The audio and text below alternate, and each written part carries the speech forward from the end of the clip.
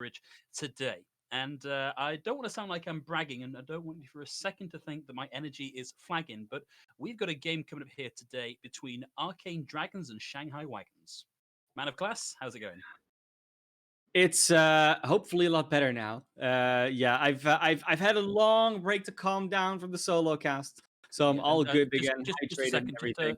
just a small round of applause there for Man of Class on the solo Thank you, cast. thank you, thank you, thank you, thank you, thank you, thank you, thank you. Okay, so yeah, with the Arcane Dragons and the Shanghai Wagons, we're obviously expecting a matchup for the ages. It's again an upper bracket semifinals. This time in the expert division, just have the rookies fight it out.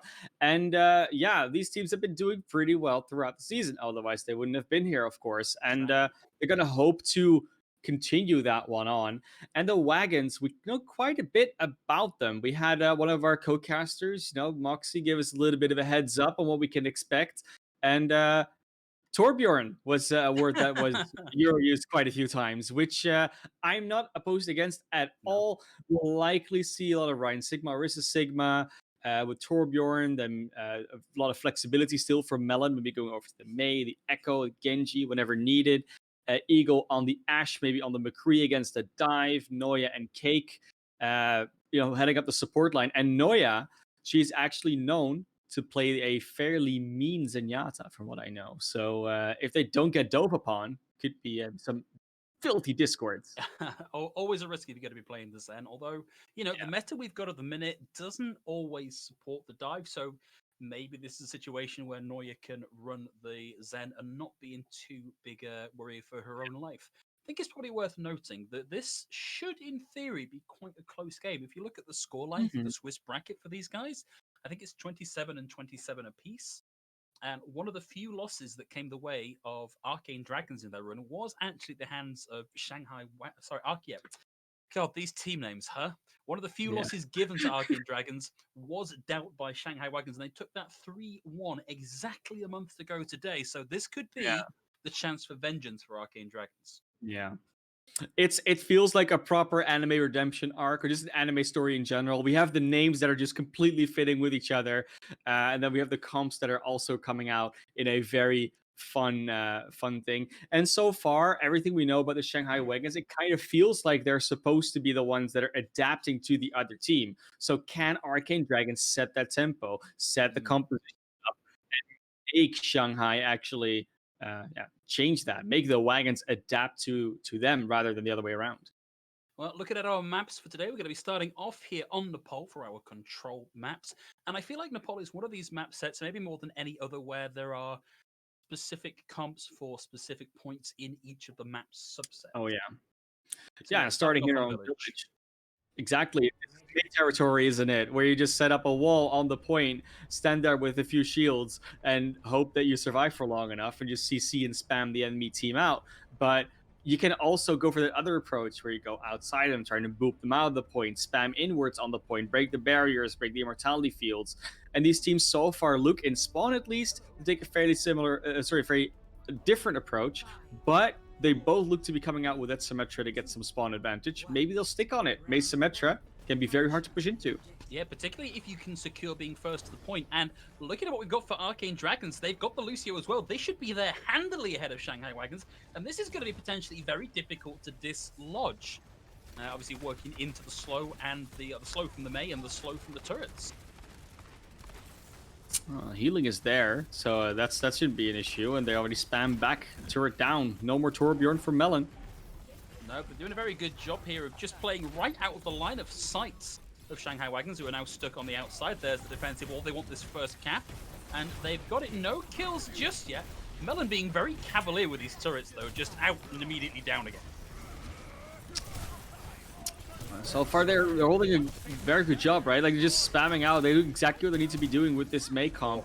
Ooh, Nese going very low, but has that wall ready.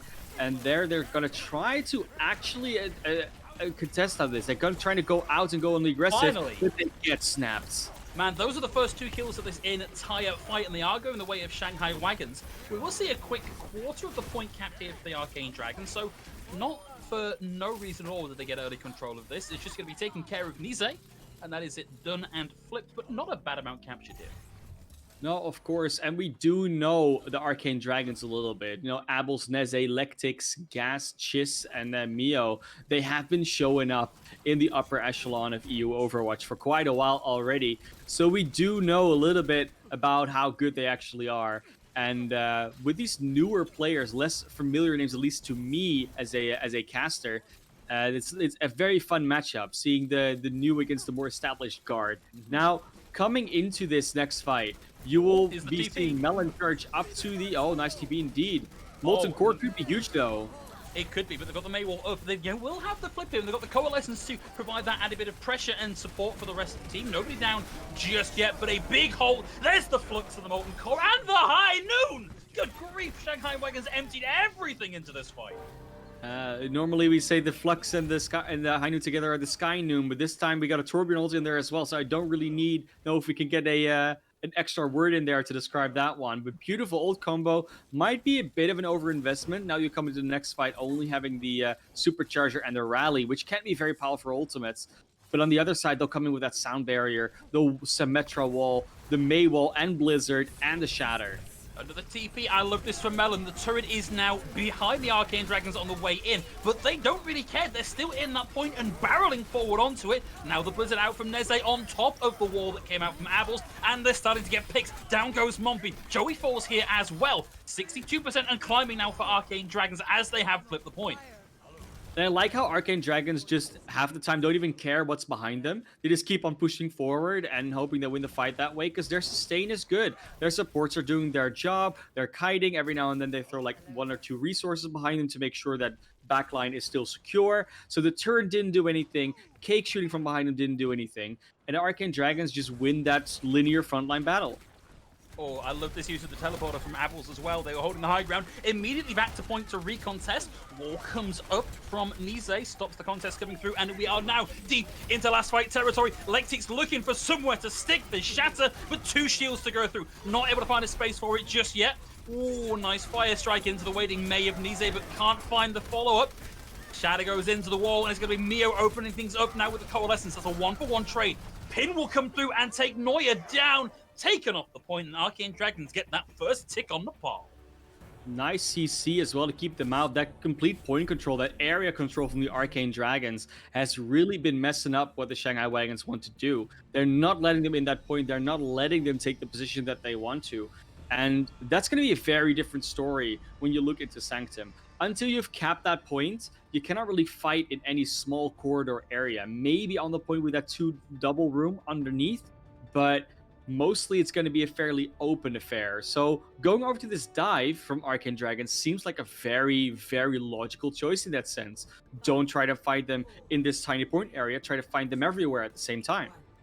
And we saw in our previous game in the rookie division, actually, Wrecking Ball have a very strong impact on this one. We'll see Melon use the TP just to get that little boost forward before swapping back over to his old comfort pick. Dive setting up here on the left-hand side, well in advance of the little shield coming in. Ready to phase out, and nice rotation here, looking for the boop. Lectix is going to get that, and Mompy immediately down, but that is a trade with the turret doing the lion's share of the work here. Abel's now pressuring down the rest of the team in the back. Nobody wanting to follow up and get this return kill just yet as Lectix goes for another run through. Stunned out by the shield bash, takes a lot of damage, but has the adaptive shields ready to go and will take Cake out of the question. But Gas overstays his welcome, and Eagle is taking him out of the fight. Looks like a momentary numbers advantage for Arcane Dragons. Yeah, Arcane Dragons definitely. Ooh, they managed to flip the points. Oh, the Shanghai Wagons kind of stolen that away from them because I do feel they have the numbers now. Wow, that's the second time Mompy's been knocked off by the Wrecking Ball of Lectix. Incredibly tradey fight here, though, Manaclass. Yeah, it feels like there's not really a fight, more of a skirmish at this point. And finally, with the regroup coming in, with the ultimates, this looks like to be a dominant victory coming out from the Arcane Dragons. They had sort of a soft reset while capping the point. Beautifully done. Yeah, I feel like Lectix was a big part of that, taking out Mompy twice and getting a beautiful minefield in. Because Mompy's only on 22% towards that Flux. Like, how does that even happen? Like, he dies so early. Yeah, that's how that happens. You're like, how do you get booped off twice? Well, that's how. And that's why you have no ult charge. They're going to this fight. They do get Lectix early. We'll see Gas coming through with the primal raise, but takes a phenomenal amount of damage. Riding now over the top for Neuer as they secure the first pick, taking Lectix out of the fight. We'll have a Pulse Bomb here ready for Abels to go, but difficult to find too much value here. Nano Boost now over onto Gas, but they've got to wait through the Molten Core to find much use of that. Pulse Bomb's going to equalize things with the Molten Core. It persists for a heck of a long time and will start to rack up kills. Lectix rocked on the side of the point and taken out, and just a whoa! Tis with the double. Still keeping this going as we see Neze tag back onto the point, but he's got a sliver of health. This is insane how long that stall went on for. That fight was very long lost. And just getting that double kill means it's going to be a quick re-engage. They're going to have that advantage. They're just going to go back in and cap the point back. And only 10% accrued here for the Shanghai Wagons. Man, Abel's doing such a good job here of tying up attention, whilst the rest of Arcane Dragons just casually walk onto the point and flip it back around. He returns to the safety of the team, and now Neze will have the Dragon Blade ready to go, and he knows where they are. Well, except for that McCree, who was momentarily in the background before being Goomba stomped out of it. Neze rotates up onto the high ground, looks to get the pick with the primary fire onto Baptiste. Can't find it. Holds onto the blade for now as he's got 2 health to make it work. Finally throws it in. Immortality down, and he's free to swing away into the waiting masses of the Shanghai Wagons. Will only get 1 with that, but finds 1 with a primary fire at 99-14. A couple of members of the Arcane Dragons left on the point, keeping this going. Melon goes down. The remainder of Shanghai Wagons have to tag back onto point to keep this going, but Mayo is uncontested in the back and free firing into Shanghai as they come through. Sound barrier out for fireworks to round this out as the Lucio falls and the point. Oh, nope. One last little tag back in by Joey, but he's not able to survive that long. Now with the minefield on the point, that is where the point stops.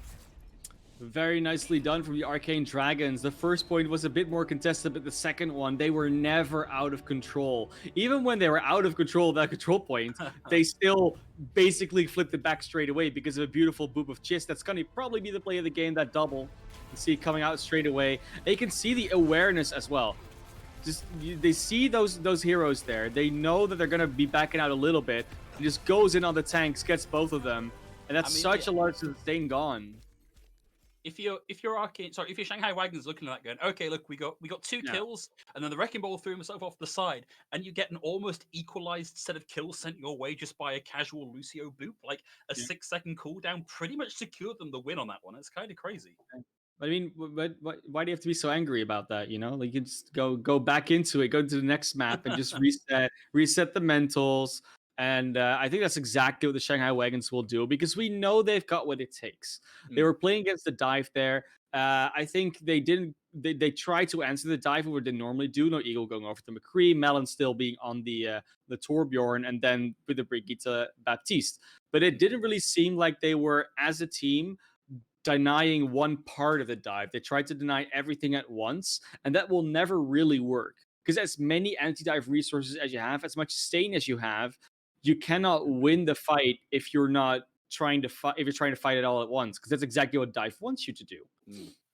I think there was a wonderful moment there of heads-up play from Abels. I think we actually called attention to it in the broadcast, where Abels is just being like the world's biggest, most annoying mosquito, playing right up in the middle of Shanghai Wagons, being hard to hit.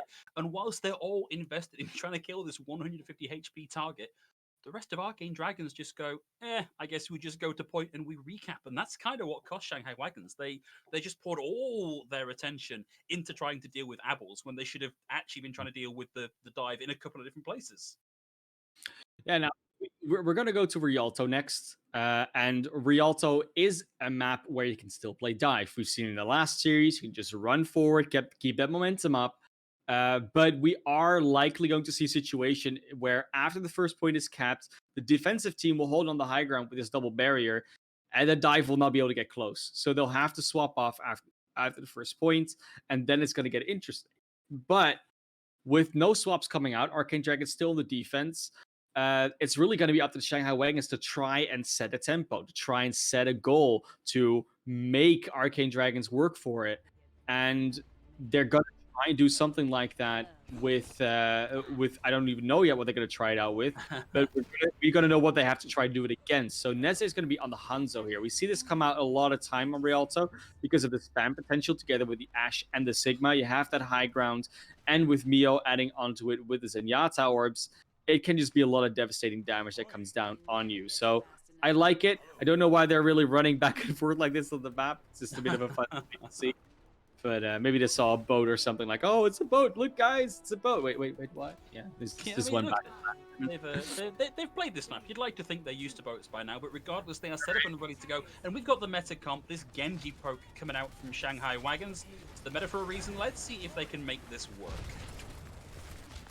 Melon up on the high ground, looking for spam for now, wants to assess the situation, but hopefully going to be getting a dash through soon. TNT in first. You want to send the Genji in afterwards to try and get a cleanup kill, but Arcane Dragons, they drop early, and they drop to the point here where they have much better control of the choke.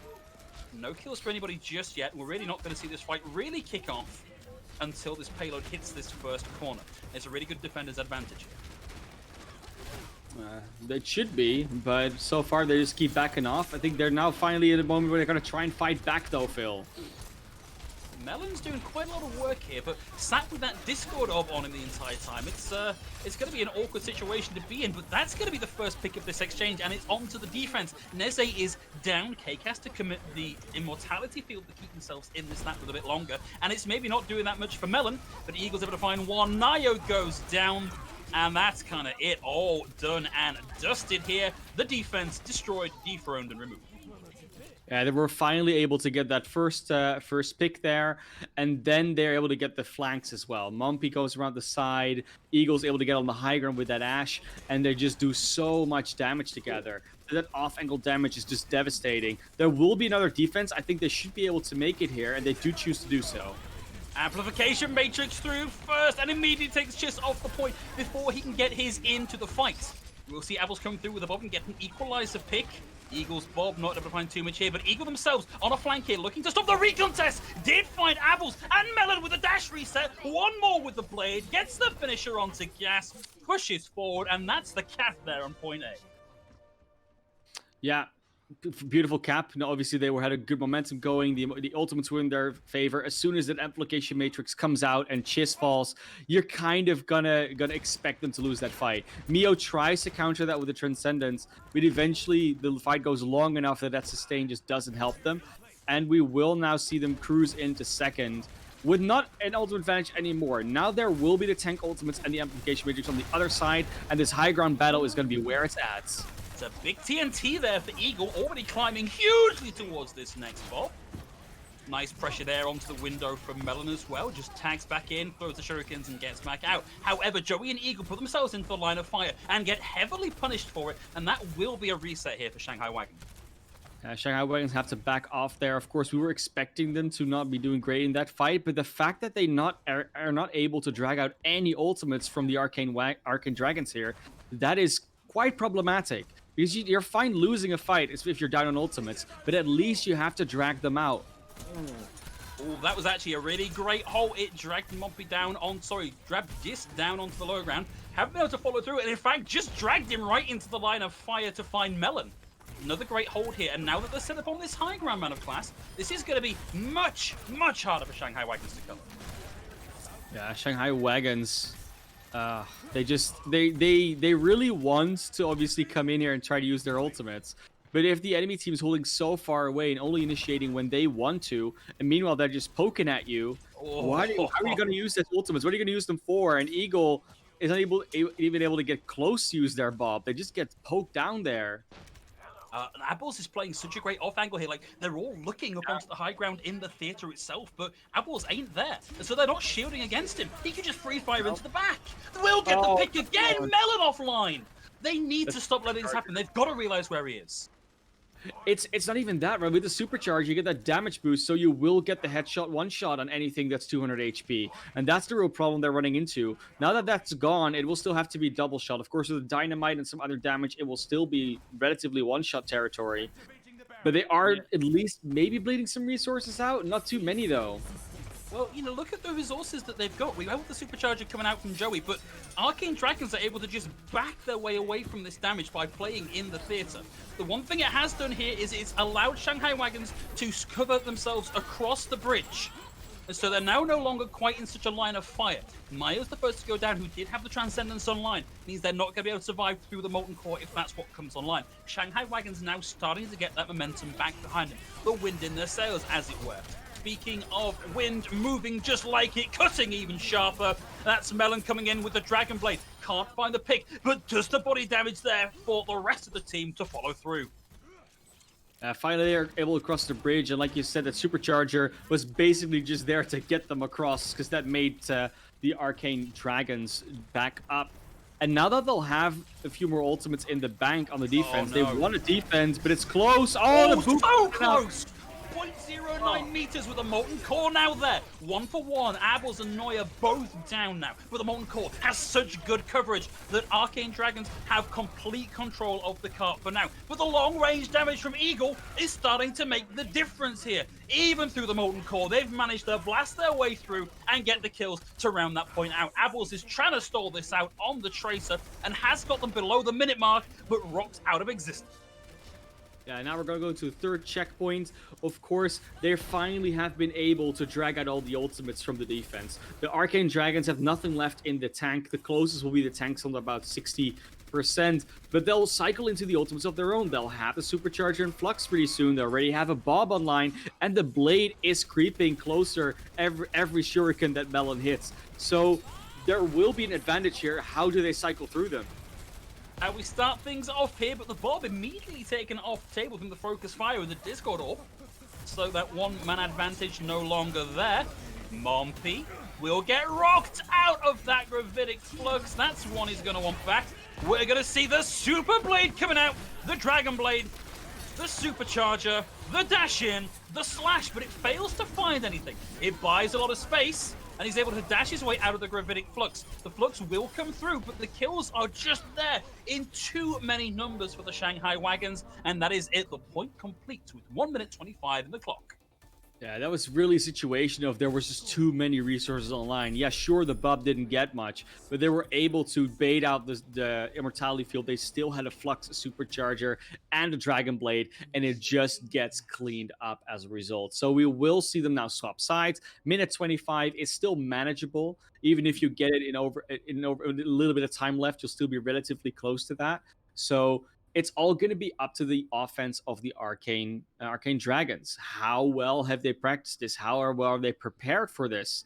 Because it wasn't their map pick, so it could very well be that it's not their favorite map. You know, it's a little bit unsure at this level of play without knowing too much about what the coaching is like, if there is any coaching, or if these guys are just playing together.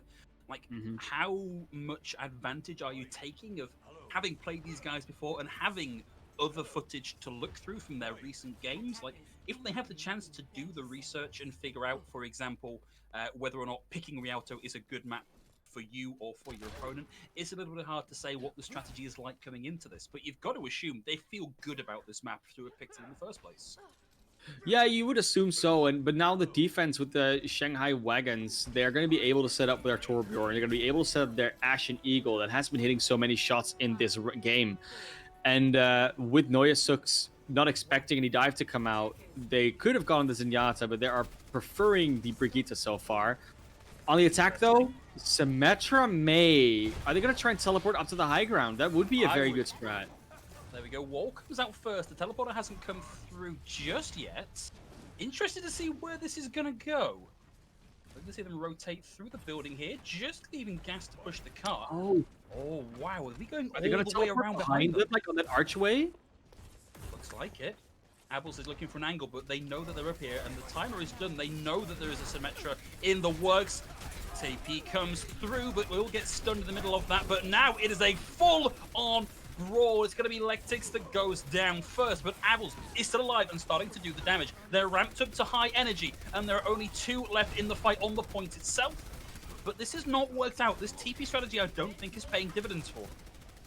It's trading out kills here and there, which could work in their favor in the long run, but it's not looking like it. It will be the main Sigma go down late, and this defense has held. Nice reaction to that teleporter. Of course, they had a very close range. We go in there and brawl comp, and sowing the chaos could have been a good strat, but luckily for the Shanghai Wagons, they were ready. They split up, they dragged away from the teleporter, regrouped, and then re-engaged.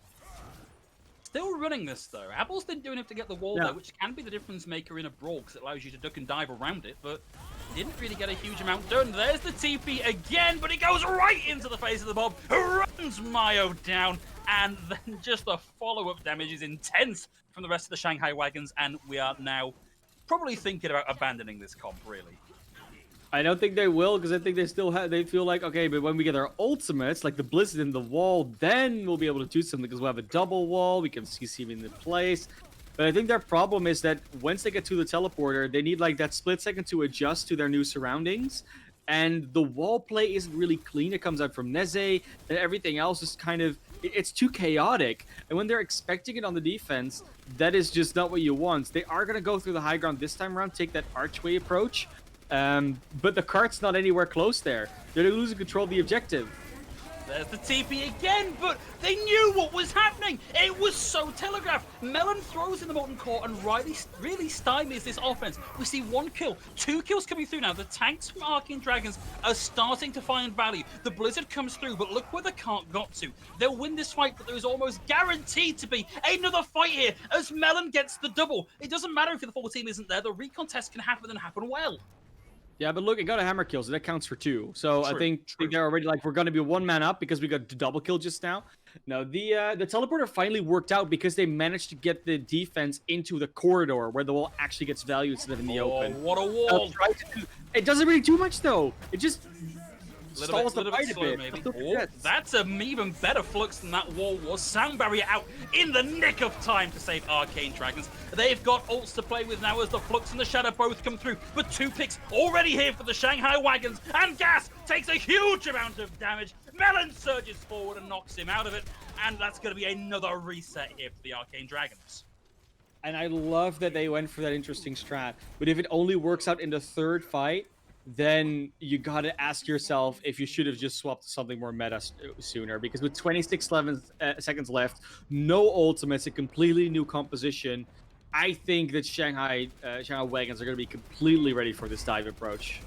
And of course, you're running the Sombra here, you really want that ult, but you are not going to charge that up in 13 seconds. Melon with the Molten Core once more on the floor, completely locks up any chance of that recon test because you cannot run the Wrecking Ball through the Molten Core and expect to survive. Now down into overtime, the ball tags back in, but the turret's there to deal with him. Last second contest coming through from Abels, but has to tag back off immediately because they took so much damage. Overtime ticks down, and that is a shutout in its entirety. Shanghai Wagons take us to level score in the series. They do, and now I think a lot of this, if you're going to look back at this game, essentially what a lot of people will say in chat, I can already see, I'm not even reading chat, I can already see it's like, if they wouldn't have played the Mesa Metra, they would have just won the map. And so, like, literally throwing is something, or feeding is something we'll see in the chat. Probably something like that. You know, that's how that goes. But, and I tend to, like, actually agree a bit with that. Because there's a good chance that if they had just run this straight up, it would have been a lot closer. Maybe even a victorious map for the Arcane Dragons. But that's a woulda, shoulda, coulda, and they didn't. They ran the Symmetra May, and it worked in that 3rd fight. You know, they finally got the defense, Shanghai Wagons, into that corridor and said, okay, now we can wall off half your team and actually kill you, which is exactly what happened. But it took them so long, and they had to expend so many resources that the Shanghai Wagons still could put up a defense on the first checkpoint itself and just win out the map, close that out with like the last minute or so left. So, unfortunately, that's what happened there for the Arcane Dragons. But they have more maps. You know, it's a 1-1 now. It's still very open. They haven't lost a series, and they're not down by a long shot. No, and it's worth noting that the last time these guys did play together, it was a 3-1. So currently, we're actually looking like we're on course to maybe Still mirror the same that track. scoreline. Yep. And winning control and losing the rest of the series is a thing that we see happen a lot. I really don't think it's the best indicator of the overall strength of a team. And honestly, Arcane Dragons just sticking with this incredibly easily telegraphed composition all the way through that fight suggests to me that they've not done the research, they've not done the reading. If they're going to keep trying to make these niche comps work, they need to be executed significantly better. It really do, and we know the Shanghai Wagons are really good at kiting out comps like that want to like take advantage of rushing or rotating in some way. So yeah, Shanghai Wagons, like you said, they probably either haven't done their research or expected that to not be an issue in some way. It will be King's Row for the next map, so that's not a surprise. I think that everyone kind of like, yeah, King's Row is going to be the next map. Hi, Brett. But I don't think a lot will change. I think if you're going to run a Symmetra comp, though, I think it might work better on King's Row because there's not as much space to guide away, but it will still be hard to get on top of them with that. So I hope the Arcane Dragons think of something else. Look, there's a really specific set play with the Symmetra on King's Row. But Oh, it relies on your opponent never having seen it before because oh, it's called the top hat. You put the TP on top of the oh, Mondada statue, send up a bastion, and mow them down. But yeah, given the shielding we see in a mess like this, it's so easy just to get out of the way. Like it's not yeah. going to work unless It's Shanghai not. Wagons are literally asleep at the wheel.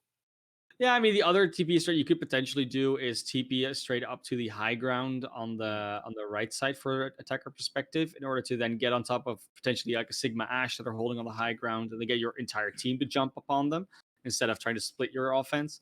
Like there's more things you could do with a Symmetra, but I do feel like you're saying that it feels a lot more like a niche strat, and maybe even more niche strats than we just saw them try on Rialto, which I've actually never seen before. It was fun to see that. But So it would have should have obviously like worked out instead of well, one of the ways you do see that sometimes work is it's possible to put a May wall up on top of that Mhm. building just to your right as you come out of spawn, and then Yeah, TP to the top of that, and then drop down onto the defender's position. And when I saw that, I kind of thought that's what they were going for, and yeah, I same. honestly wonder why they didn't go for that, like a Yeah, shock and awe approach. it's maybe one of those things where you say like you can just take over high ground really easily by TPing your entire team up there with the May Yeah. wall, and then the enemy team either has to run away or lose a fight, and usually they Mm. choose to run away because Shanghai Wagons is really good at running away, which is why they won most of the time. But yeah, it's one of those strats where I like the teams are trying it, but it's really also one of those strats that you have to always keep practicing very hard, and then you can only use it in these situations because if people know that you're doing it, you will lose it. So And it's a the one and surprise done, isn't it? factor. Like Yeah. the first time it doesn't work, if you don't swap off, they're going to be even more aware that you're trying to do it. Hmm. Like, I think we saw 3 times in a row that TP came through and somebody was stunned coming out of it by the Brigitte. Like, stop it, learn, please. Easy shield bash. Yeah, Yeah, yeah, yeah. But you know what? I like we said, they could run it on King's Row, but we're not really expecting them to. no, So what are we expecting them to run? Well, Ash, Genji, maybe an Echo, Sigma, Orisa, Baptiste, Brigitte. Oh wait, the comp that we see every single time nowadays. No, it's like the thing is, we see the map always, we see the comp always. It's like the culmination of we already think we know what's going to happen. So if we're surprised, great. If we're yeah. not, also great because then we know what's happening. It's Yeah, either prediction or fun surprise.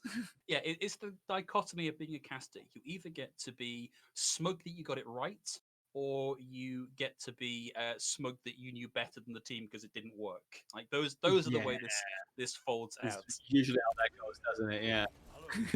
Gonna So be we are starting off. now looking defense, right? Yeah. Yeah, yeah, yeah. Yeah, Arcane Dragons coming out first on the defense, opting not to swap off that just yet. Hmm. In fact, no, sorry, it's Shanghai Wagons' opportunity to attack first, which is kind of what we see on King's Row. Like, if you get them the choice, you It's sort of attack the same first, thing. so you can set the tempo. I mean, they've been on the attacking side the entire time. Oh no, they swapped for the last map, but now they haven't swapped again. Hmm. So yeah, indeed, Shanghai Wagons here on the attack coming out It's a with tricky Eagle and one. Melon. Oh yeah, I know, right? With so they are starting with the Symmetra. I think that's to teleport them up to the cinema so they can take the high ground routes without them all Yeah. poke. Melon will go back over to the Genji, so we'll have almost a mirror, but Neze will be on that Torbjorn on the defense again. Nice pathing here, except Melon is kind of playing on his own here. We'll get top back up and now has a nice high ground route to come in. Turret's going to go down, so they're not going to worry about that for another few seconds. And now, Shanghai Wagons have the high ground. They get TP'd off it, so got pulled off it by the Orisa Holt. They're able to rotate here through the low ground and get ready to once more retake the high ground position. But look at the way Arcane Dragons are kiting away from this. I got excited there because I thought that was an early pick by Eagle. Melon up on the high ground once more. Now going in to challenge that entrenched position from Abels, but Abels has a babysitter, and he's not a babysitter that you really want to take on your own as a Genji. But they're pushing and they're pushing, and Eagle finds the opening pick. Arcane Dragons now in a DPS deficit. Eagle has to back away and heal themselves back up, or that would have been an equalizer. Early amplification matrix out from Cake, secures the pick. Neo down, Eagle able to find gas. Melon finds Lectix, and this is all over except the crying early point A cap here for Shanghai Wagons. And it was a nice counter rotation that they were doing on the side of Arcane Dragons.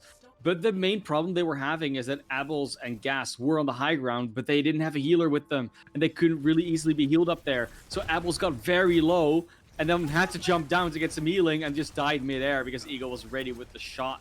Now we'll see a very aggressive forward push here from the Shanghai Wagons, and that's going to be hard to stop because they've got more resources in the bank coming up very shortly.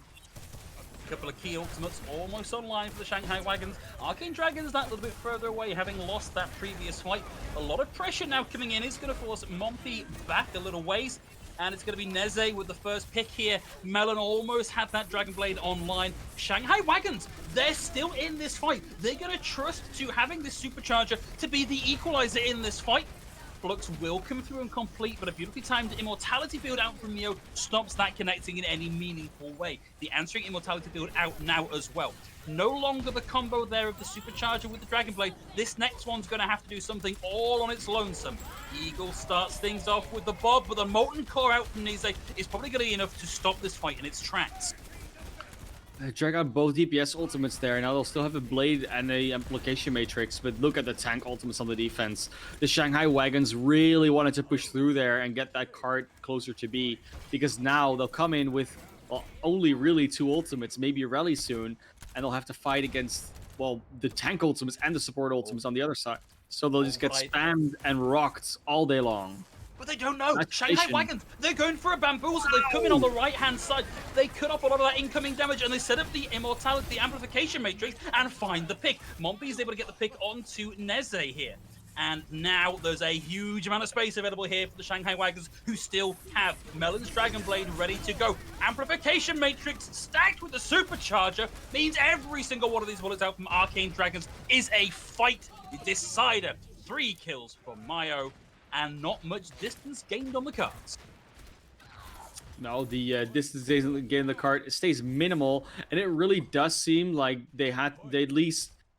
okay, no, so basically what happened there is there was a lot of ultimates online for the defense. Arcane Dragons did a great job of using those, but they used almost all of them. So now we're looking into Shanghai Wagons that are coming in with, well, 4 ultimates almost, and the tables are turned. So should be a fight win for them, logically speaking, especially with a Gravitic Flux combo. That's usually just a recipe for disaster for the Arcane Dragons. We're going to go all the way around the longest possible route. It's going to force Arcane Dragons back to take up a slightly more defensive position. In the meantime, however, we will see Melon start to move the cart right up to this corner. He's on his own for now and at low health. We've got to watch out with this Bob in this next fight from Abels. We got the Flux, we got the rally. Is Melon with the Blade here, goes in, takes out the Immortality Field, and now looking for something a little more with those slashes online. Nothing just yet, and he retreats for safety of his team. The Bob there from Abels completely shut down that offensive push. But now, Shanghai Wagons, they have control of the cart, and they're starting to get the picks. There are no ults here for Arcane Dragons to push back with. They've got to take the L and come back stronger for the point C hold at the corner. Yeah, and finally the ult advantage comes through the Bob just to clean it up there in the end. They'll have a Supercharger and Amplification Matrix, so a lot of extra damage in the next fight. But again, now we turn the tables again, where this time the Shanghai Wagons, wow, used a lot of ultimates, and now the Arcane Dragons will have quite a few in their bank. So this keeps going back and forth. Oh my gosh, look how aggressive this is. We've got both Amplification Matrices, both Immortality Fields, but when the dust clears and the particle effects unload from the memory, it's gonna be Shanghai Wagons that come through here with the picks. Eagle has the high ground. He can completely corral Abels into this space. The contest needs to come through quickly, but Melon is playing at the spawn doors with 93% of a Dragon Blade ready to go. Here's the Flux from Gas. Looking for something, finds some damage through, and it's going to be Abels with the swap now onto the Widowmaker that takes Eagle out of the fight. Have they done enough here to round this out? They've taken Eagle out of the equation, and Shanghai Wagons back off. And they had such a heads-up recognition of what their win condition was, where Cake's Amplification Matrix was put into the corner, and they forced the entirety of the Arcane Dragons in there. Arcane Dragons then also put their Amplification Matrix, but they're shooting at like 4 or 5 wider angles, whereas Oh no. Pretty flux Well, time. It's already out. Flux Initiation again. going, but we've got the rally and we've got the immortality field, so that's going to be more or less negated by that. The next exchange is going to be this Molten Core up against the Dragon Blade.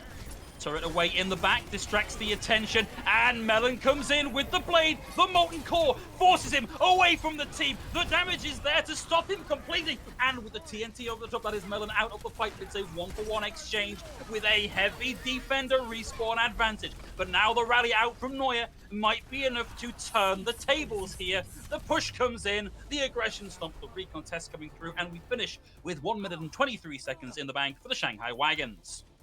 Yeah, and once again, they're able to initiate, they're able to be the aggressors, and overall, that has just been working out in their favor. The Arcane Dragons really don't like to play reactively. They want to be not be initiated on, because you see every time they're not quite ready yet. It seems like they're not in position yet. They want to rotate somewhere else or whatever they want to do. It seems like the tempo that's being set by the Shanghai Wagons just is one notch higher than they're either used to or ready for or wanting to deal with in any way, shape, or form. It is a nice time back though. We get the 1, 2, 3, so that's another nice OCD for you there.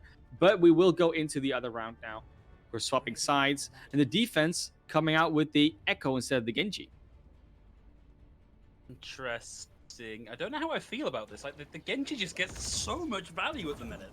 So does the Echo. I think the Echo. So the reason why you can run the Echo is that she can get to off angles and aggressive chases easier without as much risk. So you can still do a lot of burst damage, still from range a little bit, and she has that I bring back the fight potential. I can stall more potential a bit more than the Genji. We've seen the Echo or the Genji being swapped out by either team. Like it really doesn't matter. I mean, it matters to a degree which one you run for how you play, but the Echo feels like she adds more of an extra off angle than the Genji really does. Okay, but we are looking at an interesting opening lineup here from Arcane Dragons if this is what sticks. You see the Genji Sombra heavy dive. Interesting. Mercy. That's okay. I think that you run the Mercy to charge the Dragon Blade to like damage boost it. That's why they run it, because they don't have the supercharger or the nano, of course, and you want that extra oomph. Well, for now, we see Abels in the back, just passing over that information to his team. And Lectix is kind of leading people on a merry chase here. He can afford to tag back out, and Melon's going to find him, lands the sticky bombs. Will also connect with the focusing beam, and Lectix goes down. It's a 5v6 for the offense, and it's not a fight they can win. So we're going to see them back out. Well, if they were expecting the Wrecking Ball, the Echo is even more of a heads-up play, because you can just melt that ball before they really do anything. The stun, sticky bomb, and then focus beam combo is just devastating. On this next push, going to be interesting to see where Abels is going to be focusing their attention. Obviously, the hack can come through in a very important way. You can just see Abels there on the top right, looking for an angle in. Dive has already come through, although Lectix wasn't able to get the roll through on the ball. Neze finds the pick. It's 5v6 for the offense now. A quick equalizer kill here from the Shanghai Wagons is what they need to stabilize. But Neze on the Genji is starting to show his worth. Finds the second pick now, looking to chase down the Orisa. Abels will get the kill. The melee through from Neuer. Neze will get punished for getting a little bit close and personal, but the recon test here for Shanghai Wagons is looking unlikely. It seems unlikely, but maybe they'll try it. No, they won't. They won't. Yeah, it was a very nice play. Abels just hacks the Baptiste so the Immortality Field can come out. So you expect the dive to just come in straight away after. But they actually don't spend that long like going in. They just picking them off from the side. Neze gets that kill onto Melon, and it just snowballs from there. But now, going into this next point, it gets more and more enclosed, so the dive is going to be harder and harder to execute. They really need this EMP and these hacks to find massive value if they want to be able to disable this double shield. You know, one of the ways you make a Dragon Blade work is you amplify its damage. The other way is you just shut down any opportunity that the enemy team has to respond. And Abels is 2% away from making that happen, because there are a bunch of tools here for the Shanghai Wagons to manage on the defense. A big EMP here is really going to set things up. There's the blade, there's the hack, there's the double for Neze looking for the third. Neuer goes down. We have the hack. Echo still in this fight. She's got the duplicate ready to go, but there was just too much there from the Arcane Dragons. Yeah, very well done to just combine those ultimates, but it takes a while to charge them, especially at EMP. So if Abels can win every third fight with an EMP, then they still need to find a way to win the second and the first fight as well. They'll have the tank ultimates and the Mercy ready, but there's so much on the defense. Even that rally will be ready in time. There's no way they lose this. At least you would think so. That's Well, they're not supposed to. stranger things have happened, and we've got both tanks here on the high ground looking to start stuff off. Bob all the way into the background. Gas comes in, has the Primal Rage, goes for the displacement, but Eagle has already found Mayo. We see Gas go down as well, even through the Molten Core. Somebody needs to get back and keep this card going, because right now it is Shanghai Wagons pulling the trigger on the ults and winning this one. Yeah, and once again, we've seen them be able to make the adjustment to just start the tempo off, right? So if you are able to set that tempo, even on your defense, then the Arcane Dragons are just going to be looking for trouble because that Sombra needs to be the one that calls the initiation. She needs to get the hack target off in the chaos. And before she's in position, if the Shanghai Wagons initiate, they're going to be in trouble. Lectic's in the back line looking for the roll through. Should be able to get a good chunk of damage through. Dive comes through, you can almost hear the core happening. Hack connects, but it's not going to be quick enough because Gas is going to fall early. We'll get raced back up though, so they're back into level pegging in the fight. Cake finds Chiss and Neze gets the punch back in. Neze, a 3% away from having this Dragon Blade ready to go. The EMP a long way from being ready. Melon with the duplicate onto the Wrecking Ball might round out this fight as the kill comes through onto Neze. And now, 2 minutes left on the clock for Arcane Dragons to get point C. And Abels is trying. They're trying so hard to get that EMP online faster. But it's another 2 fights down. This third fight, last time they won it with the EMP. This time they don't even have it ready yet. And that's the problem with the Sombra. It's so hard to find the value, to find the damage. And even the single hacks are often not enough against double barrier like this. And of course, they've swapped Eagle onto the McCree. That's going to make it even harder for Abels because, of course, that flashbang is going to shut down Abels if they get that little bit too close. You see them disappearing into the background. Just less than 20% away from an EMP. Just a big hack onto a tank here and some follow-up damage will get from it. Instead, we're going to see Lectic start things off here with the minefield. It buys them a lot of space, but so far Arcane Dragons are not completely knocked out of this. Apple's at 99%, now has it on board. EMP comes through, there's the blade, the EMP hits 4. The blade's going to hit 1 as the rest comes back through onto Lectix. Apples finds Joey, only 1 out of that blade now, and the amplification matrix gets committed. We're now down to a minute on the clock here, and so far, Arcane Dragons have not been able to push it this final 3 meters to get this going. They are still in this fight in a big way. Once the hack wears off, we'll have the Flux here ready from Mompi to lift them off. For now, they're keeping this tag going just that little bit longer with the Immortality field. Electrix goes down. Zeze too, and suddenly the anti-dive changes from Shanghai Wagons allow them to stabilize. And that's really what it's all about. They got caught by that EMP Blade combo once, and they know it's coming up. They won 2 fights in a row. They know the EMP is close enough. And then at some point, they're like, okay, we're probably going to have the EMP come through on the Blade because we see them get into position for it. It's very telegraphed, so let's just kite away. And the Kite Kings of the Shanghai Wagons once again win a fight off of that. Now the ultimates, yes, they're even, but your respawns are far, far away from the attack. You have to win this fight, otherwise you're going down 2-1 in the series.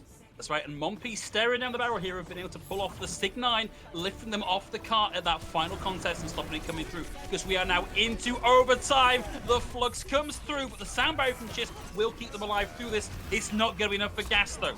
Eagle with a high noon, straight into the waiting deflect of Neze.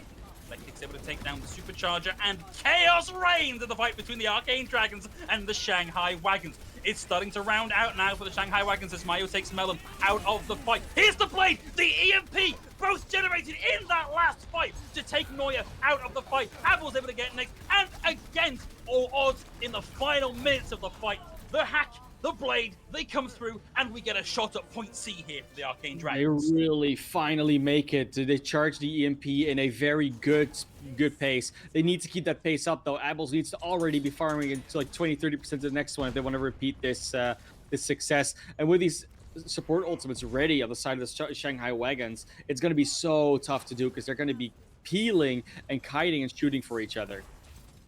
And Arcane Dragons, they've got a lot to do here to secure something better than an overtime cap. And there's so much defensive ability here for the Shanghai Wagons. And we'll find that early pick. It's traded out as Eagle falls as well. Noya will have the rally here, nullifying pretty much anything that the Shanghai Wagons can throw their way. but Gas able to take Cake out of the fight nice and early here. Hack comes through, and the complete comes through, so Neuer no longer has that rally ready to go until the respawn comes through. Mayo being pressured down in the back, will have the coalescence ready to go, and Neze starting to pull things back here. We are now at the 33-second mark, and we are still staring down the barrel of an overtime cap here. Shanghai Wagons, they've got the tools to make this happen. They have to get it before that overtime, otherwise their second attack is not going to come through. And their rally with the shield back really get them. They will touch in time, Phil. They make Melon it. just gets there. But we've got the sound barrier over the top. But the EMP comes out here to shut things down. A scant 10 seconds left to go on the clock. And the kills, they rack up and they slash up here. 3 seconds to go, but the contest is still going. They get it! With a fraction of a second left to go, they get another go here.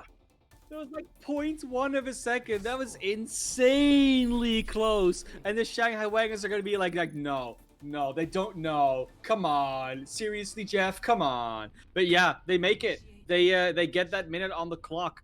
But you know what? Last time, they couldn't cap it in a minute. So maybe it's been very clutchy all night. They still have to be able to do it. I mean, last time around though, they did get it quite quickly. So they pushed them into the corner. So Arcane Dragons pushed Shanghai Wagons into the corner, hacked the Baptiste, and then went in with the dive. And are they going to continue with this Sombra strat? Because while it's been sort of working, it has really slowed them down a lot. They have to get that third fight win and then try to get fight wins everywhere else with just like a very big ultimate combo. Now we will see the defense of Shanghai Wagons come out with the same thing. They don't really need to change anything. I think they were doing fine because they just adapted to the dive later on in the map. And if they know that that's coming or potentially coming, they might already be set up to deal with that earlier on. I still don't know how I feel about this Echo in the mix over the Genji, particularly if Abels is going to be looking for this early pick with the Widowmaker. Oh, no, going to abandon that entirely. Back to this heavy dive with the Heck. I get your concern. I really do. It's just, the focus beam against the Wrecking Ball is really good, especially. That really helps them, I say. The chase on the Wrecking Ball and then the focus beam. But we'll see where it goes. Abel's already behind them again. Who are they going to hack? Probably a tank, maybe the Baptiste again. I really don't like this slow play from Abels. We want to see this EMP charge. Nice and quick. Lectix taken out by the TNT. And less than 30 seconds to go on the clock as Abels goes down. This is looking dire now for Arcane. They basically gamble their entire first point cap on one good hack from Abels. Gets 40% to the EMP. No one's really anywhere close to an ultimate, so this will be a vanilla fight unless it goes long. And will Abels get a good hack? Will Neze get another pick off on the high ground? We'll see. Oh no, they lose Tish straight away. Lectix goes in for the dive, and it's going to be Mio trying to keep this alive with a bit of help there from Lectix, who already burns the adaptive shield. Gets the roll through, but is trapped away from No Man's Land. Mayo tags off the point and gets picked out, and it's too slow, too low for Lectix. 0 points on the second round.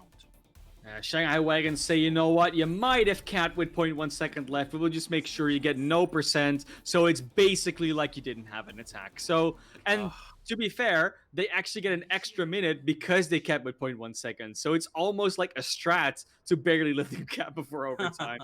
I don't think it was on purpose, but still, 2 minutes 23 versus 1:23, it's a minute more, it's 1 or 2 attacks more. And that's what Shanghai Wagons is not going to be unhappy about. Last time they capped it basically straight away. They took a long rotation around, but they did just go in and win. So if they can repeat that success, good on them. But they might try out a slightly different strat, because I think that high ground push will be expected at this point. Yeah, I mean, it looks like they're going to be settling on the Torbjorn variant of the double shield comp, which I think is probably one of your sensible options here. But if you're the Shanghai Wagons, with 2 minutes 23 seconds and 1/3 of a point to get, passive charge and a couple of body shots is going to get you all 6 of these ults. Like, you can just whirl in and press Q and have the fight. Like, that's yours to take. It very much should, at least. Maybe it won't, but it very much should.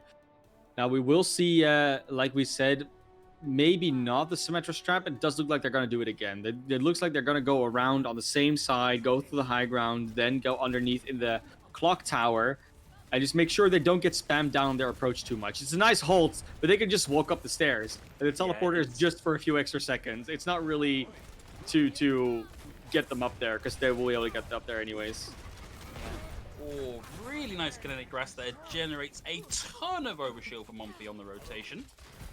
Not too much ult charge gain, but Shanghai Wagons, they're only really starting to turn up to this fight. Neze's turret's going to go down first. We'll see the Holt eaten up by the kinetic grasp, and Eagle's going to be pressured out here and taken out. But if you're the Shanghai Wagons, you can just hold this for a little while. You're in a safe space. Safe space on the high ground in your clock tower. Ooh, Melon goes low, almost taken out by the Sigma, but the support's there. And now they're on the high ground. They can spam down. They only need a tick. They can force the Arcane Dragons into this hotel corner, which everyone wants to be forced into. Nice dynamite, though. Beautiful dynamite. And this is starting to feel a lot like a shark circling now. Shanghai Wagons playing with their food. They knock them off the point. It's anticlimactic, but Shanghai Wagons, the Jaws theme playing ominously in the background, take us to match point, Mana Class. Yeah, it kind of fizzles out, right? The theme song starts playing, but it never really comes to the ta-da-da. No, it's a bit unfortunate for the Arcane Dragons, but you know, you said it before. We often see the team that wins control and then goes down 3-1. It's almost a theme in Overwatch nowadays, and it does seem like the Shanghai Wagons have that more strategic map type team play down a bit better. Going into Assault next, that is the pinnacle of that. So that really should mean that the Arcane Dragons just go down 3-1 after winning the first map. But definitely not overdone. But what are they playing for, Phil? Because we haven't really talked about it that much, but this is a pretty important match. It is. This is the semi-finals round, and this is going to be what dictates who's moving forward into the grand finals and who has to go back down into the lower bracket to fight their way back through for a place here. So a loss here for the Arcane Dragons, which is starting to look a little bit likely, is not the end of their run. They get another chance. They get another shot at redemption. They can make it back through to the grand finals, but there is still a lot of work between them and the grand finals. And who knows, we could see Arcane Dragons start to pull this back if they stop running such weird compositions. I think, though, they're not going to do that because they picked Temple of Anubis. And on Temple of Anubis, they have all the opportunity to say, you know what, let's just go dive. And it feels like a team that will just do that. Arcane Dragons have been on the dive bandwagon so much more than the Shanghai Wagons. So I am 100% expecting them to do that. I don't think... I mean, there was obviously a lot of reasons for them not to do it. Sure. But as opposed to King's Row, where you need to win like 6 fights to get to the end of the map, you only need 2 on assaults. And if they do the same thing with the Genji Sombra again, and they get relatively quick EMPs, they're almost guaranteed to get like a 4-minute time bank, 3-4 minute time bank, because they just have to win 2 fights with an EMP blade combo. That being said, is that the risk you want to take? Because the Shanghai Wagons have been so good at kiting and reacting to that, that do you actually think you're going to guarantee win those 2 fights or not? You know, Manaclass, I'm kind of relieved that that's not what we're seeing here, because I realize I'm not a color caster. Like, my skill is I can make my mouth move quickly. I'm not very good at analyzing gameplay. There are different skill sets. Abor's just seem to be playing that wrong. Like, I want to see them getting into the back, get a hack off, get what ult charge you can, get out again, rinse and repeat, and generate that EMP quickly. We just didn't see that. So I'm kind of happy that this was them coming out on the Ash here instead.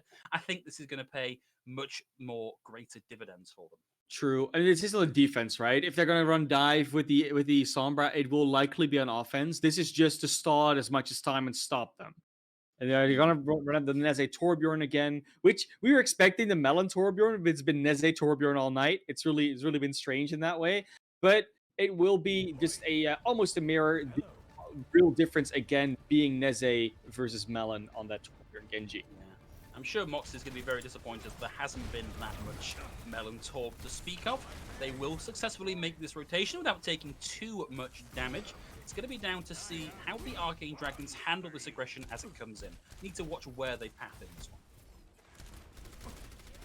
A nice rotation through the room, but not fight will properly start. Nice halt, but the halt on the other side's better. They're all on the point. The high ground's been taken over. Wow, That's they huge. just give that up without a fight. And now, Shanghai Wagons have the high ground. The advantage is completely theirs. They're coming up on having an amplification matrix, but Mayo is not that far away from one either. And having the high ground position here is massive. Okay, they're going to give up the high ground for now, and we're going to see them pick up that amplification matrix.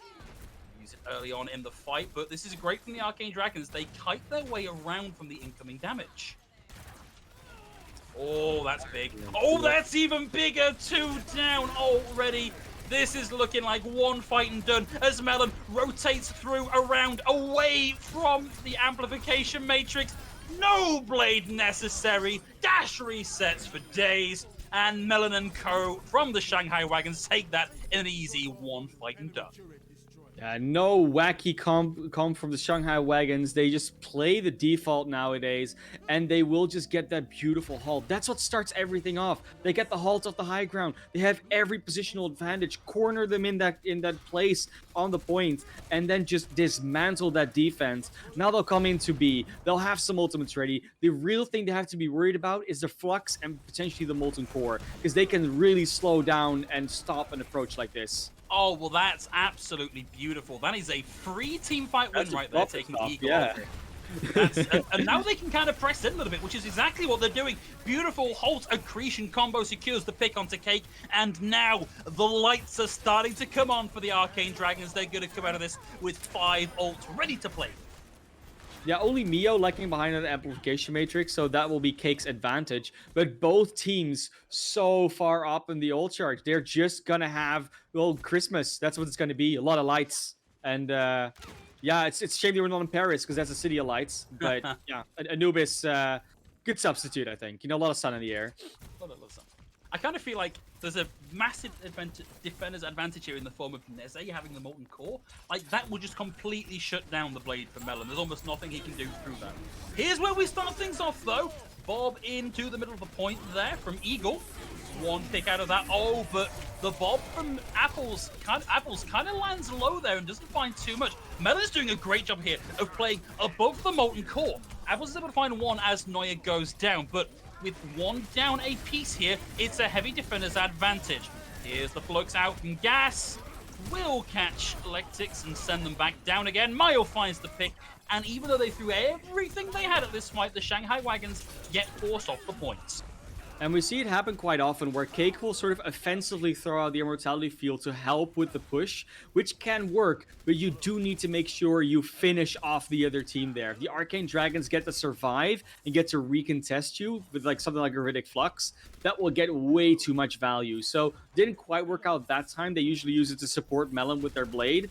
But yeah, now we'll have a rally and Application Matrix and Application Matrix on the other side. So a lot more vanilla than the last one.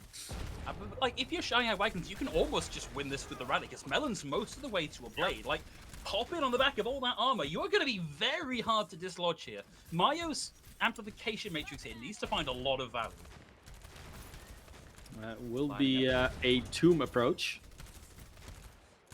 Still waiting. They don't need to pop it just yet. I almost wonder if they're just waiting for Melon to put in that last They're waiting for some cooldown. What cooldown we don't know, but yeah. Yeah, that's really unfortunate. Neza gets the early pick there, and you kind of want the hard reset here, but they're not going for it. They are all in on this one. We've got the rally and the amplification matrix, and that's the equalizer. Mayo out of the point, and here is the Dragon Blade once more, looking for value as Chis goes down. And now Shanghai Wagons, they've got a lot of control over the point. The melee kill onto Abels. Eagle's going to be coming back in, and now it's going to be so hard to dislodge this team. 2 ticks already gained as Neze goes down, Immortality down, and they trickle into the waiting fire of the Pulse Cannon drivers coming out from Joey, and Supercharger down, and that is it. 2 minutes on the clock. Yeah, it took a little bit longer to get that second point. First checkpoint was obviously ridiculously clean, but we will see them complete the map with 2 minutes left. That's decent, you know. The speed that they took point A with, they can at least repeat that situation, and then maybe even go for a good put B push if they can keep the momentum up for their second attack. may it come there, because we're expecting Arcane Dragons to come out with something not necessarily wacky, but something that a lot of teams might not go for. So that's what we're expecting. Still have to see whether they actually do it. What will the defense run? What will they run, Phil? Can you make the prediction this time? My guess is probably the double shield Genji poke is maybe what I'm expecting. Okay. Although it's not looking like it. Okay, these guys are out of spawn, and they're running a weird variant on the runaway dive. This is weird. Yeah. So this is what happens when you finally give the play-by-play the chance to shine.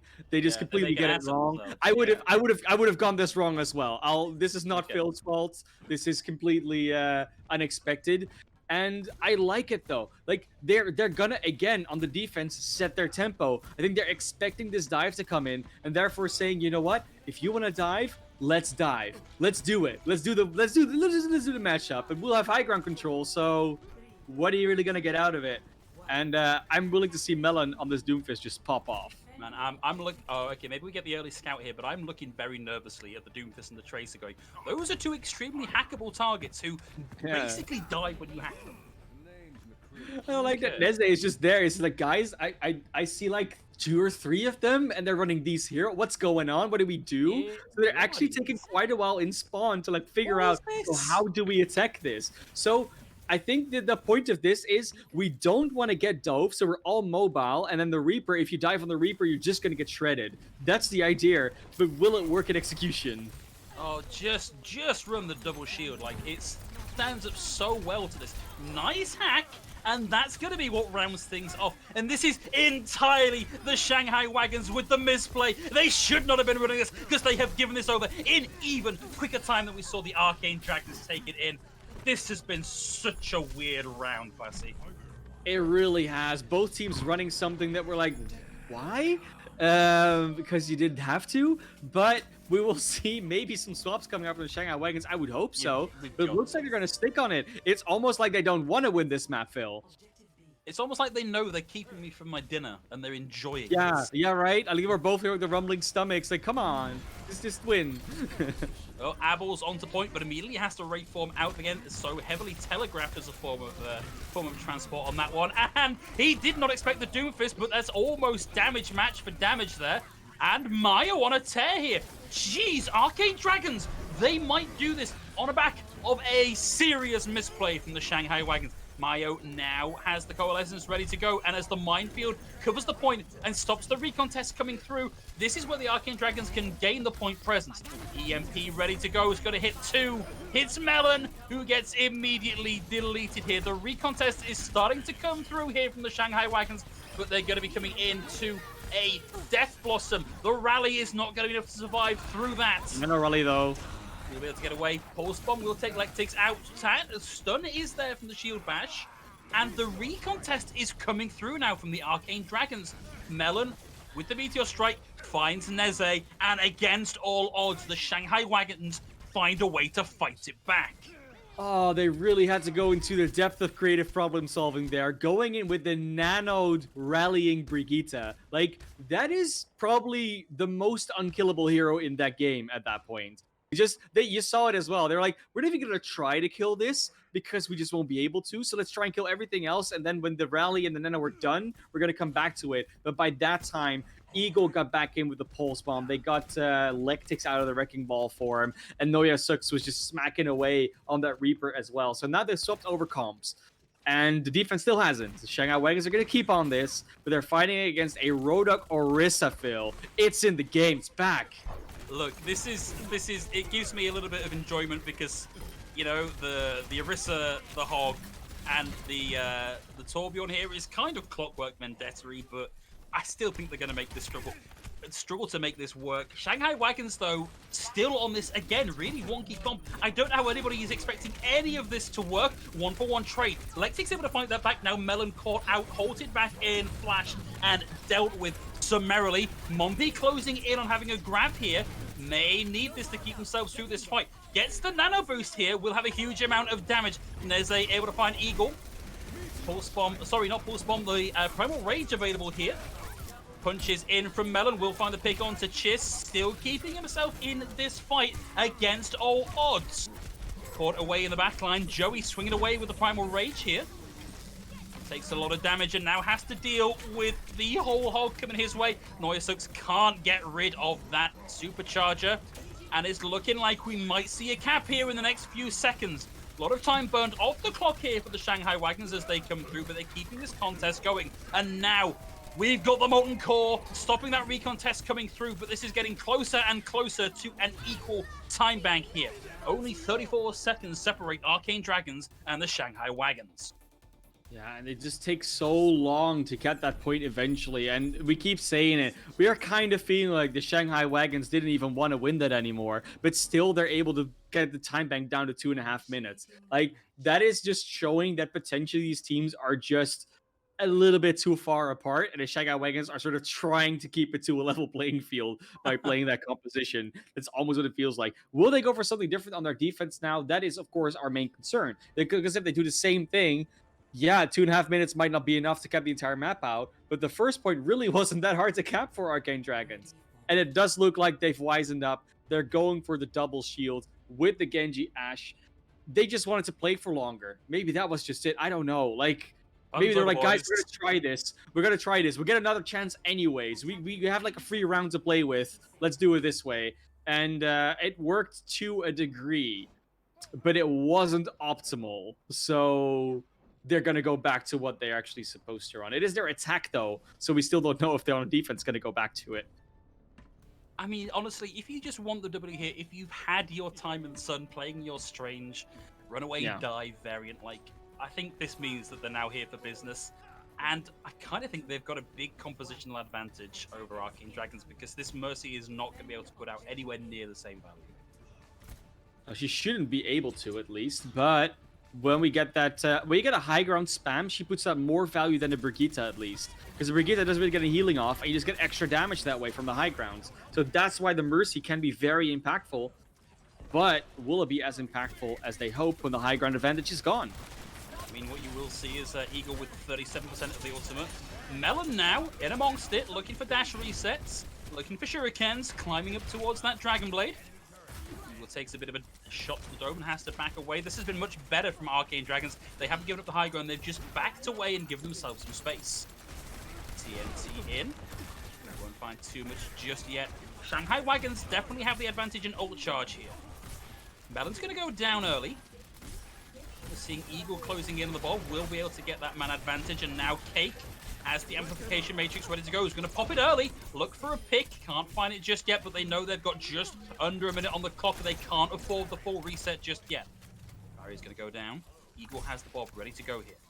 They're just waiting for Melon to get back in so they can capitalize on some of the body damage from the Bob and get that blade online. Dashes in.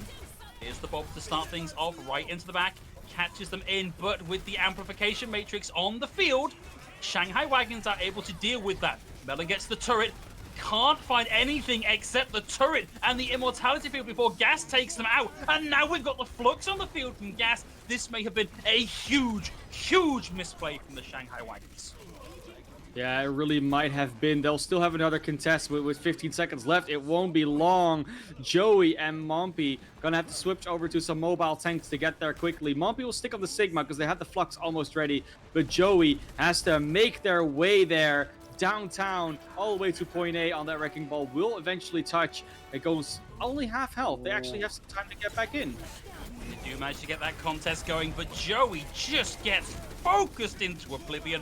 Molten Core with some of the finest point coverage I have ever seen in all my years of casting Overwatch. Wow. Suggests this is going to be incredibly difficult for Shanghai Wagons to take a tick here. Yeah, and you know, we still haven't really talked about the potential of a draw, but what if it's a draw, Phil? Because then we still don't have the same score line, and then they have to, you know, try in the next map, and it's going to be control, so it might be a 2-2. We might be here for a while if this goes on for a little bit more. We were looking at it just about being dinner time for myself and you, Glassy, and no, these guys, they've got other ideas. They want this to go the distance. Regardless of what happens here, we're going to another map. Look, I would say I can blame them, but I can't really blame them. And I can't even blame like, you know, myself wanting to eat, because I also just want to see more good Overwatch. Like, that's what we're at. That's what we're here for. And so far, we make. Yeah, and the thing is, it's still good Overwatch. It's just wacky Overwatch. And that's the thing. Like, often we complain, like, oh, the meta isn't diverse enough. Oh, we don't see enough different heroes. And then finally do it, and we start complaining still that they're throwing. Like, what even are we anymore as Overwatch fans at this point, Phil? Like, wait, what is it? Where's this going? So you know the saying, everyone's a critic. Yeah, Double that for Overwatch, because everyone is fair twice as enough. big a critic. I would say that's probably what happens there. We will see them pulling out the expected defense. This time with Melon on the Torbjorn, double barrier with the Ashe and the Brigitte Baptiste. They are definitely going for it, and we will see a dive on the other side again. At least coming out of spawn, Neze goes for the scout. They have a little bit of time to work with, and Neze sees it. They say, "Guys, it's all barrier. Our plan's gonna work. We're gonna do it. We need to win one fight in 2.5 minutes." And Admirals, if you cannot build up with any opinion in that time, then maybe You deserve the draw. You deserve the draw. Just maybe choose another hero to play next time. I think that's yeah, that. Okay, it's going to be a lot of incoming damage on the dive, and we're seeing some pretty hefty staging here from Gas. Wants to get up on the high ground and then dive from the top of the nose. Yeah, they're gonna go for the hack immediate dive play. And Apples is gonna be positioned. He's like, I'm gonna hack somebody, and they dive in before the hack comes out. They're too early. Wow, Gas took a huge amount of damage, but Abels somehow secures a pick. Gas can't quite get out of the way in time. Offensive advantage in terms of a respawn, though. Nez is able to find Joey. This is looking increasingly like a cap here for the Arcane Dragons. As Joey goes down, Lactix is still here to keep things going a little bit longer. Takes a bit of splash damage there from the turret, but they've not got to do too much more. Shanghai Wagons, they've got to be clever about this. They can't afford to give up too much point presence. Melon gets run down by the Wrecking Ball. There's the hack.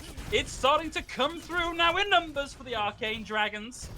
Still half a tick left to cap. Shanghai Wagons still in this. They've got the presence there. They've got the damage to make this happen. Mayo's able to find the nano boost onto Gas on the Winston. The tickle cannon comes through. Joey's there that little bit longer, but Pile drives into the waiting minefields, and we go, surprisingly, to 2-2 in the series. Map 5 coming in, and it's Control. We can't see a draw. This will be the final map, but I mean, do we want to say it again, where we say Shanghai Wagons, could you have just played this on the first defense and done better? That being said, though, I think the attack was amazing from the Arcane Dragons, especially Mayo on the Ana. The anti-nades were crisper than crisp. They were crisper than popcorn fried chicken, and that's not something you'll hear me say a lot, because that's some crispy food. I need to stop thinking about food, Phil. We're getting into wrong territory here. You're not helping anybody here, Classy. I'm really not helping anybody. No. We're going to Control next. And so I've had a theory lately, and I've even tweeted about this at some point, where I said, okay, as a team, there's one thing you need to do. You need to be good at 2 map types, and one of them needs to be Control. Because if you ever in a first of 3 or best of 5 series, Control is the map type you run in 2 or 3 times at least. And as long as you always win Control, you will just win. Well, whilst Classy and I discuss the merits of never practicing hybrid or payload, we're going to throw it to a quick break whilst we wait for our players just to shake some of the tension off, but we'll hopefully be back in just a handful of minutes, guys. Welcome back, everybody. We are here for what I think mathematically is almost certainly the last map of this series. We're going over to Lijiang Tower. Arcane Dragons, Shanghai Wagons sat at 2 apiece. Man of class, how is this going to work out? Well, it's going to work out in a way that the series has been so wacky that we're going to see the historical very first draw on Control happen, because that's where we are right now. They've just been running interesting compositions on Anubis. We've seen Arcane Dragons be interesting all day long, and with interesting I mean wacky, but not necessarily not working, because to some degree a lot of these comps have been working at times, just not all the time. And then you got to wonder whether they're, worth it or not. But we will see Lijiang Tower coming next, like you said, Control. And I think it's time to stop messing around. You want to win this game. You want to go to the grand finals. You don't want to have to battle your way back up. And Shanghai Wagons and the Arcane Dragons look to be ready for this one. I think this is the point at which you've got to just start running your strongest comp, regardless of what it is.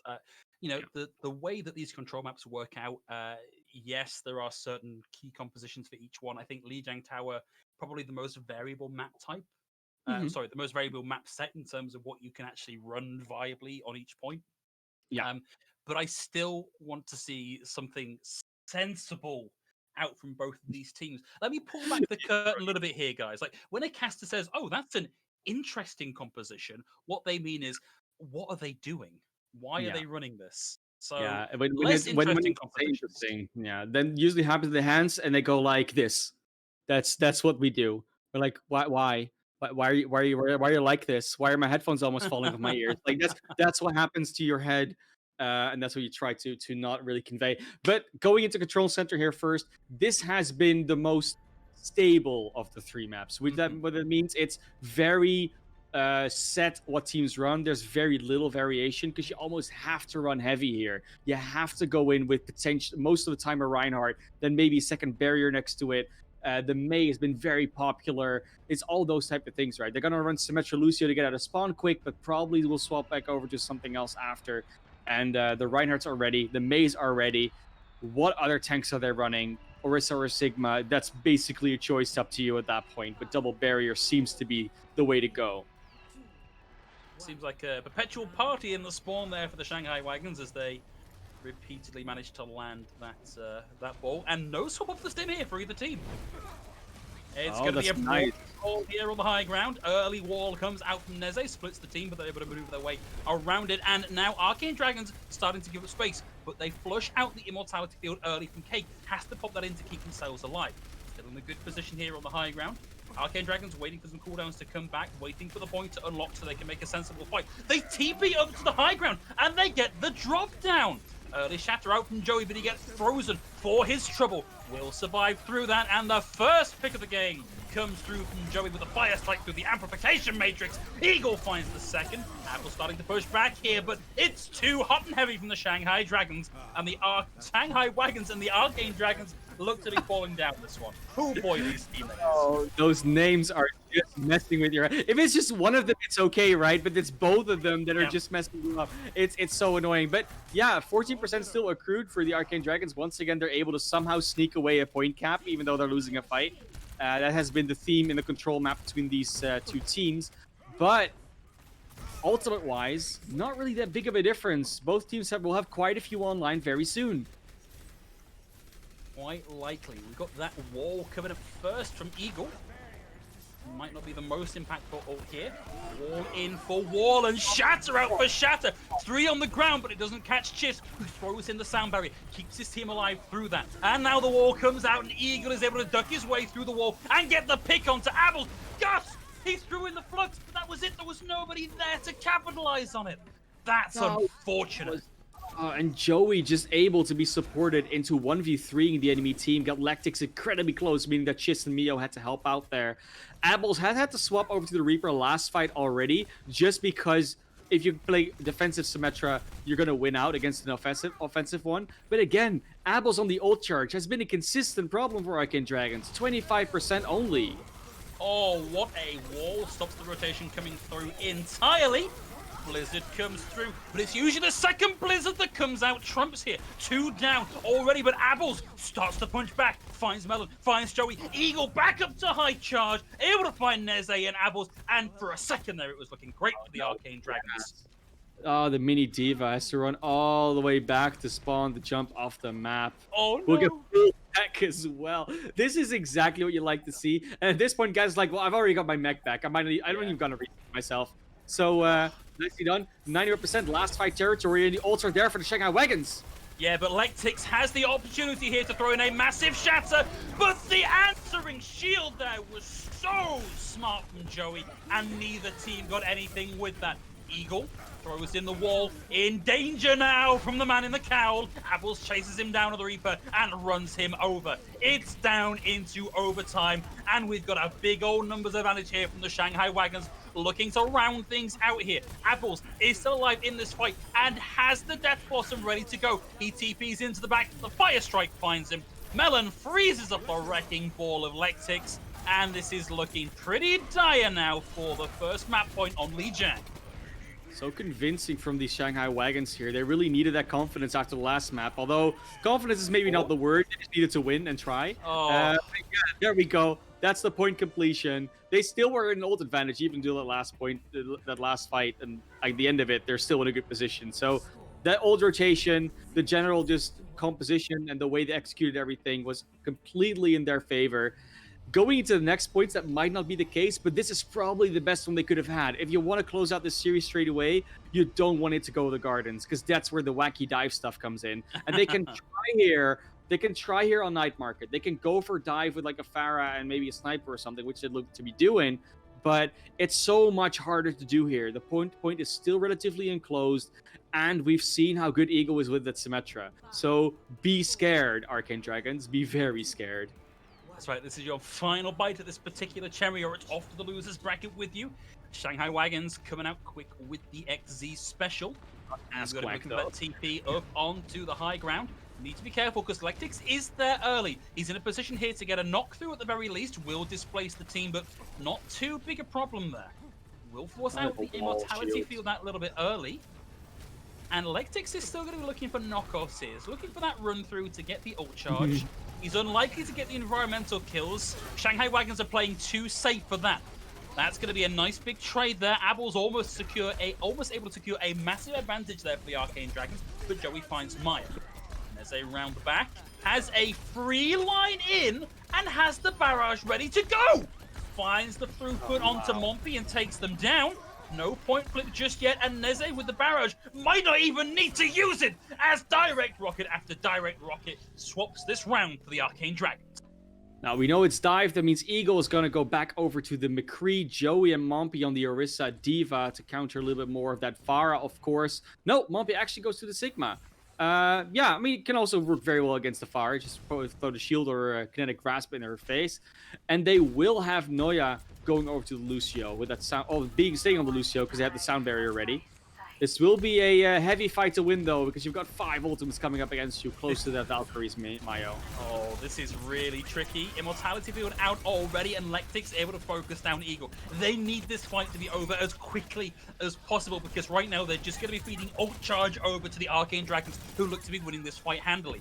Although having said that, Joey's able to find Neze, will force out the res, and Abels is now looking for angles, has to rotate a long way, and just finds a face full of shields. But through that crack in the shields, he finds the pick. Neze trades out barrage into Joey, and Abels is looking to round this out now for the rest of the team. Abels on an absolute tear on the Widowmaker. Still some trades going out here and there. Like the Pharmacy does get traded back here, and they're still, I don't know why they're still fighting. I think at this point you just jump off the map. But they can go for a quick reset. I think the main issue that they're having here is that they're not able to deal with 5 different angles of attack. And again, we saw this on the first control map where, yeah, the Tracer just goes into the middle of the enemy team, and things are just happening for the Arcane Dragons that aren't happening for the Dragons. Somehow, Malin dying to the Pharah, that's just not supposed to happen. Like, you cannot let that happen. No, and that mistake there puts them deep into last fight territory before anything particularly significant is going to happen. And Lectix about to come in on another minefield, and Abels finds Mompy. This is honestly a catastrophe for Shanghai Wagons, who were on the verge of having this series locked down. This has been such a good punch back from the Arcane Dragons, and the kills are there in spades for Arcane Dragons. Little to no chance now for Shanghai Wagons to bring this back. Yeah, and at this point, you know, it almost doesn't even matter if they win or lose this map. If they lose this map, it's not this map that they lost it on, I feel like. Like, this is not going to be the one. We're going to still look back at Anubis, but they still have a chance. It's still going to be the 3rd point, and I think if they might not have been ready for this type of dive style on Night Market, they might have just been like, you know, everyone plays that Symmetra strat where you go upstairs and then fall down. So, but this is a map where that doesn't happen. So if they're going to expect to not have to play, or to have to play into dive anywhere, it has to be on this map. Looks like they're still going to go for a Symmetra strat, probably going to go over the, not over the bridge, they're going to go through the window onto the point. Might have a quick respawn advantage for that reason. But I don't know how this point is going to be any different than the last in this case. The only thing that will be different is the DPS on the other side. They will not be running that pharmacy anymore, or the well, they're running the Widowmaker. So Abel's back on the Sombra. It might be a blessing in disguise for the Shanghai Wagons. Clash of styles. Clash of Titans in our final sub-map of the series, deep into map 5 of the upper bracket here. Whoever loses this map is going to be going down into the losers bracket to fight their way back up for one more crack at this. And that's going to be the first pick down, early advantage. Mompy finds Lectix.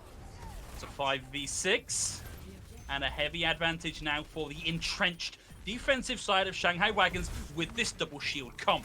Arcane Dragon's going to be looking for angles here around that, but struggling to find anything as the first point flip comes through. Mompy once again with the first pick of the fight. Gas going down. First flip for Shanghai Wagons, and they're going to be camping up that percentage. And Abel's Sombra will have such a hard time hacking targets when there's constantly a turret looking at them. As long as Melon can get that turret where it covers all of their own team, that turret will usually just... Well, Abels just dies there, but like, it will just usually force out Abels to not be able to hack. Because as soon as you're hacked to Sombra, cannot hack anymore. As soon as you're doing damage while you're trying to hack, that's like what I'm trying to say. I did think we were going to see the swap there from Abels as well, but it's going to be Neze moving over onto the Pharah, hoping to make use of these incredibly long sight lines to pop in the damage! Oh my gosh! Nobody knew that Eagle had the high noon, and that is such a counter. Good grief. Oh, man. And of course, Eagle able to charge a high noon in basically every fight with Lectix rolling in so freely. There's a lot of free poke that they're getting. You don't really need a sniper if you got a high noon. That's the moral of that story. We'll see a tag onto the point to try and draw some attention here from Gas, who will just be able to get this Primal Rage online. He's in a great position to get a series of environmental kills. Mayo uses the confusion to take down Neuer. Melon's going to go down over the edge, and Gas is looking for a couple more lockups here. Can't find them, but now has a ridiculous numbers advantage. Looking like we're going to get the flip here, Classy. We do. I think this is for so far, the most hotly contested control map, which is not saying much because the past two were fairly dominant towards one side. But now we look at the ultimate situation. Neze is close-ish to a barrage. Chiss will have the Valkyrie, Lectix and Apples will have their ultimates, so this should be a fairly free fight if you get a good EMP off. But if the supports, especially if that rally is able to not be EMP'd or be able to use before the EMP, there's a lot of sustain that they still have to gonna burn through. Preload the rally. However, Apples doesn't want to give them that opportunity. Playing over with the teleporter ready to get in, has the EMP ready to go. Molten Core to start things off, but we're going to see Lectix come in with the minefield, land deep into the Molten Core, gets lifted up again. Apples goes for the EMP, and that is the kind of hack seen from space, as 5-6 even get hacked up. The kills aren't quite there yet, but Lectix will get res. It's in his capacity here to stall for a significant amount of time. We'll see him get stunned out, and the adaptive shields are going to dissipate. Amplification Matrix now out from Cake, allows Joey to get the pick onto Chiss. We're looking for a flip here as the Wrecking Ball comes in, attempts to stall, but can't quite find it. Yeah, still there to keep this going, but it's only a scant couple of % extra that he can find. Yeah, and that was the one EMP that Apples was likely going to charge, and that entire map is now 40%. Will they swap onto something else as a result, or will they try and go for the solo hacks? Looks like they want to stay. Lectix is going to come back in this Wrecking Ball. We will have a Coalescence and a Primal Rage ready for them. But with that high noon, that Pharah is going to have a tough time getting anywhere close to the enemy team. Trying to see where exactly Eagle is playing. Away in the back, knows that they need these long sight lines, and this is great target focus from Gas. Oh, Gas. Able to focus down Eagle. This is looking so good here for the recontest for the Arcane Dragons. Mompy's able to find Gas, but Neze, nobody is contesting Neze. He's got the high ground, he's got the rockets, he's got the damage boost, he's got the rock to the face, and he goes down. Able to find Melon now, gets a second pick. Mompy going down now. It's at 99 to 65, and Arcane Dragons have the flip. And Abel's finally able to charge EMPs at a good rate, is now at 90%. We'll have another one for this next fight. If Abel's dies early, that's the best win condition you can find when you are Shanghai Wagons. It's so many ultimates online for them. They cannot get EMP'd. They have, like, just one good fight. This is just what it all comes down to. No, Eagle caught mid-rotation. He was looking for the line there onto Neze, but Neze had the advantage in the high ground control, and now they have the Barrow, they have the EMP, there's the minefield available to them. This is absolutely disastrous for the Shanghai Wagons. There's the EMP, hits 5, Neze gets 1 with a barrage, 2 with the barrage, 1 with the rocket, 99 to 99, and Neze has control of the point, needs to take out the rallying Brig, and will fall to the Brig, but Maya with the coalescence, rounds down on Eagle, takes them down, the res comes through, it's a Brig against the rest of the world, the Wrecking Ball of Joy tags back into the point to keep this going. We've got store heroes now coming out in spades for the Shanghai Wagons, but the point control is too big, it's too strong, it's too powerful. Arcane Dragons, they've got the numbers, they've got the advantage, they've got the point, they've got the map, they've got the series. They're moving through into the finals. We say it. You just need to be good at control. That's no. In all seriousness, no. Very well played from Arcane Dragons there. But we're going to keep coming back. If we ever talk to the Shanghai Wagons and ask them, what were you thinking on Anubis? Because it just, the thing is, even if you try first point hold strat, great, but why stick on it for a second? It didn't work. They had you covered. It was just anyways, great series by Arcane Dragons. They did come back into it. They had some tough losses on some other maps, and they just bring it back. It takes a lot of mental fortitude to be able to do that. Even if you get it maybe somewhat gifted, you still have to do it and still have to get away with the wins there. And Li Zhang, it still got very close and very hairy. So yeah, props to them. They're going to the grand finals, and Shanghai Wagons have to fight their way back to the lower bracket.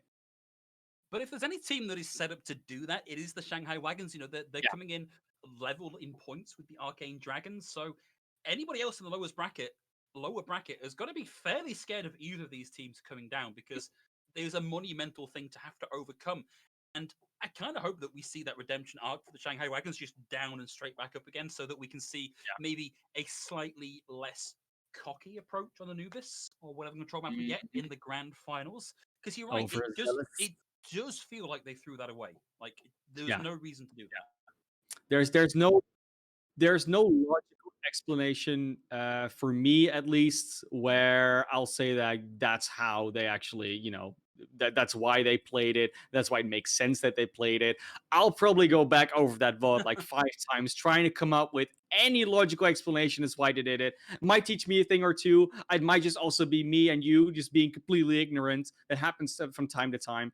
But it does feel like it was a bit, it's going to be hard to find that explanation, I feel like. So, you know what? We're back here in the menus, back here on the lobby, and we've had 2 series, but it's not done for the day. They're going to come back with NA very shortly, so be sticking around for that one. And Phil, we've had series. They were there. Definitely, yeah, they were there. They happened. There's videographic proof that they existed.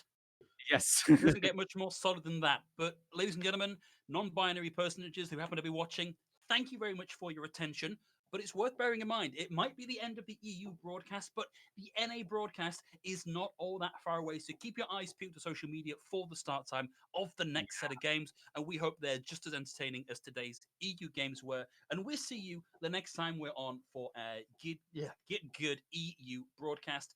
Thank you and good night.